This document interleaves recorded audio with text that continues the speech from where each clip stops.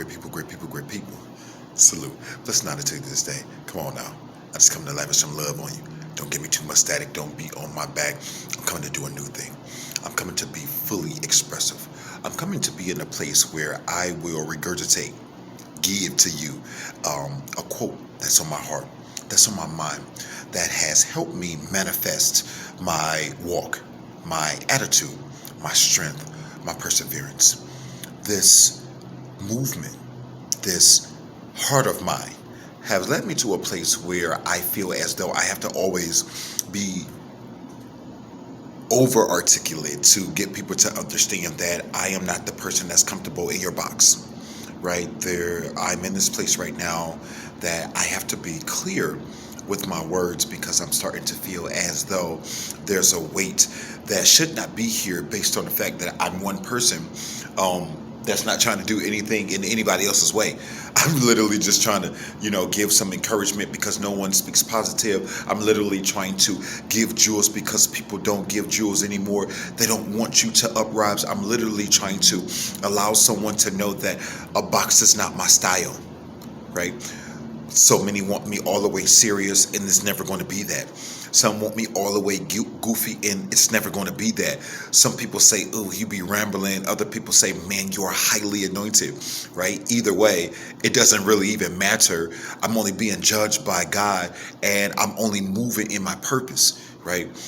In the midst of moving in that purpose, it is starting to feel as though too many people know me, right? And not know me because of what I'm saying or what I'm doing, but I'm starting to feel as though too many people know me. You know what I'm saying? Right? So I want to make it clear. There are a few from the distance, they're like, I know you. And it's awesome, right? You know me from the past because you can still see those things inside of me and they bloom. Awesome. And then there's others that's like, I know you. They know me from the future. They see my speech. They see me moving. They see my power. I get gold medals. We're booming. It's rolling. No problem. We get it. But there's a place inside of me that everyone is missing. I believe everyone is missing. And this is this thing where they come and say, why are you trying to please everybody? Why you are in everybody's face? Why are you trying to make everybody so comfortable? That's my job. I have to come and reestablish in everyone's mind that I'm God's first. None of your attention second. You hear what I'm telling you? A lot of the words that I use mainly has to do with subduing, right? Bringing things under captivity. I'm really not trying to be your friend. I'm really not trying to subdue you. I'm really not trying to please you. But what I am trying to do is allow Dad to understand that I know that I got the master's degree. I know that I have such communication and there's such command of my words because of you. Now I want to exploit that. And now I want to get to a place that people understand not all of God's people be yelling, screaming, and acting foolish. Anybody hear me? That's where I'm at today. That's what I'm about. I've decided to document myself. I've decided to document my way of thinking, my thought process. I've decided to document understanding that now that I will be walking with my mom step by step. My mom, not my godmother as far as Cindy Williams, but I'm talking about Tanya Renee Thompson's, who took me, technically LaGloria Thompson is my grandmother. She's not my Aunt Patsy at all, but that's the trade name. Let me get this together. Upon that, Tanya is her daughter, right? And that's the oldest daughter. She decided, hey, you're struggling. We see that. There's some pain. She seen it in my eyes. She took me in, right? There's been some discord. There's been a lot of hurt. There's been a lot of pain. There's been some things being said. There's been some internal battles. There's been some things that have gone unsaid. Either way, today I made a declaration that I can no longer be outside of the camp. So I did a little something, and I started to picking and tugging at emotional strings to get a clear understanding. Was I welcomed in love, and was I welcomed as myself? Anybody following me? I need to know, after going through so many homes, after growing through so much ill-gotten gains, growing through so much deception, whether the deception was in myself believing that I was stronger than I really am at the moment, or the deception believing that someone was someone that they are not truly to me this day. Deception was always at the forefront of who I've been. This day I've decided to take hold of my life and allow myself to truly know it doesn't matter what you think, right? I'm not doing it for a thought. I don't do what I do as it pertains to speaking, as it pertains to yelling, as it pertains to screaming, as it pertains to allowing my passion to ooze out because I need your approval. But because I'm smiling all of the time, and because I make it so natural and so smooth, and and it's like, come on, great, and pull, and like there's a big misconception. Like I actually want to be this sweet, very kind, and with this award-winning integrity sort of person, when in actuality, I want to allow a person to know that you don't have to be either of yourselves. You can literally flow in yourselves. And when people call themselves trying to chastise something that they didn't know that you did, they can't, because they actually already know what you do. It's in the forefront. But it's not in the forefront so to demean you, to make you look like you trash. The class is ever before you. The class is ever before you because my Father in heaven is ever classy. His wordplay was only demeaning when it came to those who want to challenge his intellectuality. Other than that, it was on a level that you can truly comprehend and you can truly allow to seep into your soul once you're ever mindful that the sword is two-sided. Right? You can't hold me. They'll try to use me to damage someone else because I love you and you'll know I'll go hard. You have to understand that there'll be quite a time that you and I may have a little spat because our chemistry is off, because our understanding is off as well. Great people, it's a new day. I'm going to start coming forth giving a proverb, like I said before, because a proverb is the thing that have saved me. A proverb increases in learning. A proverb allows me to know, yeah, you may be wise, but here's another sort of wisdom, whether that wisdom may be silent in this moment or bring something to its natural state in this moment, or just flat out smash or demean something in order that it may understand that it only takes a blink of an eye in order to lose the respect that it once had, or that it once built after all so much time. Okay, let me get right into this. Watch this now. I got a quote from Napoleon Hill. It says, every adversity, every failure, and every headache carries with it the seed of an equal or greater benefit. Napoleon Hill. Check this out. Every adversity, not every single one, every failure, every single one, every single headache carries with it a seed or an equal opportunity, greater opportunity even for a benefit. Before I get up out of here, this is what I'll be doing for you each morning. I'm going to give you a proverb. I'm going to give you a little quote. I'm going to say a little something. Because I think that it's time for people to truly understand that, to the extent that there's a goofiness there, I'm really astute. I really study.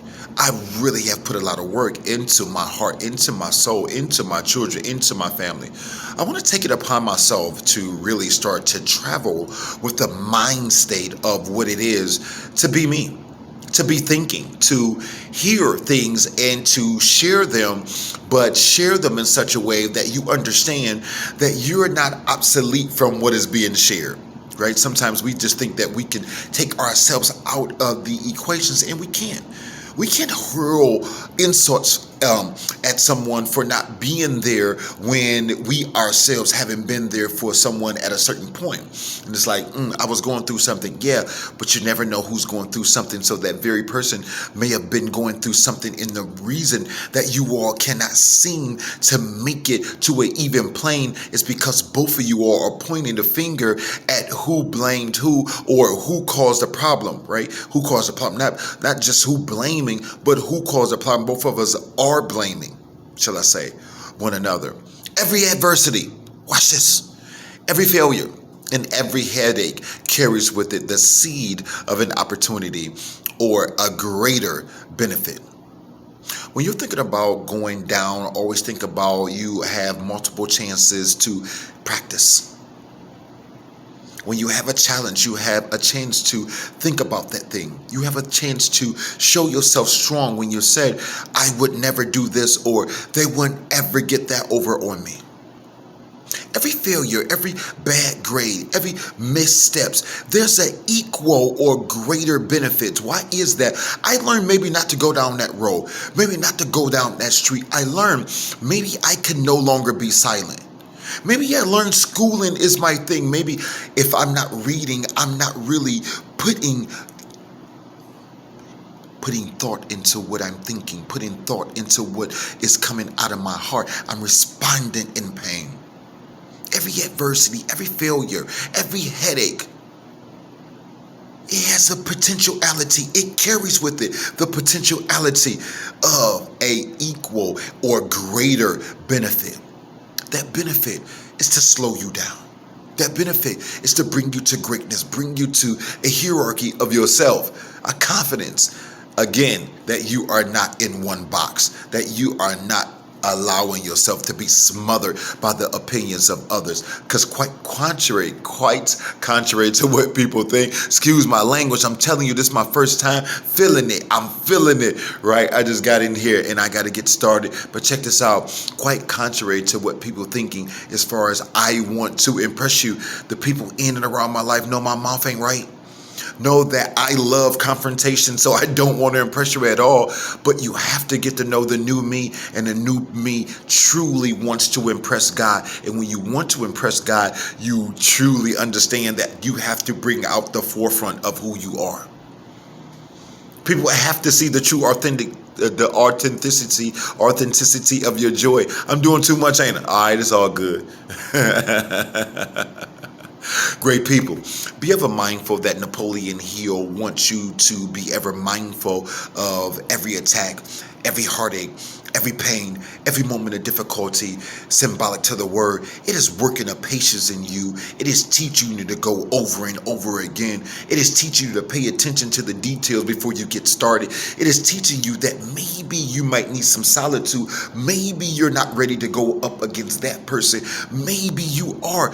Maybe you have to get yourself in order and not so much as worry about everything else. It's amazing we can say we won't give anything any time, but when we turn around, we're giving that very thing some time. Come on, let's pick a side today. Great people, I'm coming before you every morning, baby. I ain't gonna play with you, man. It's time to expose exactly who I am and exactly what I'm about. Man, I got quotes, I got the books for you. You get a chance to see what I read. You get a chance to see what my mind is doing. You go get a chance to see my daughters. You go a chance to see my sons. My daughters be doing here. My sons be jumping around, boxing, shooting his jump shots. But more importantly, working on this computer programming. Man, we're going to get to see all of that, because now is the time. If you ain't never knew a time before, now is the time to grab hold of the true and authentic portion of you. And dare I say again, no one will ever truly know you if they're just dealing with a past, or they're just dealing with my future. I truly believe that I am obligated right now, according to the Spirit of the Lord, to show myself. and show just how free and spontaneous we move with the love of God. We've gotten to a place that we forgot that the love of God has a loving kindness that comes with it. I'm not yelling and all F those people that you're rolling with. We doing what we doing in a sense of smoothness, as in order, man. Where your class at? Get some class back up in you, man. Get some class act back up in you, man. You're tripping. But more than anything, I myself have this ghetto bird, and we have all of this amalgam of education, and I've never, ever tried to separate them. But people have tried to make me separate them. And what I found out is that it drives me crazy, because I want to be smart in the same instant that I'm goofy, and I want to be goofy in the same instant that I'm crying, and I want to be crying in the same instant that you know there is no more powerful man than you laid eyes on before you.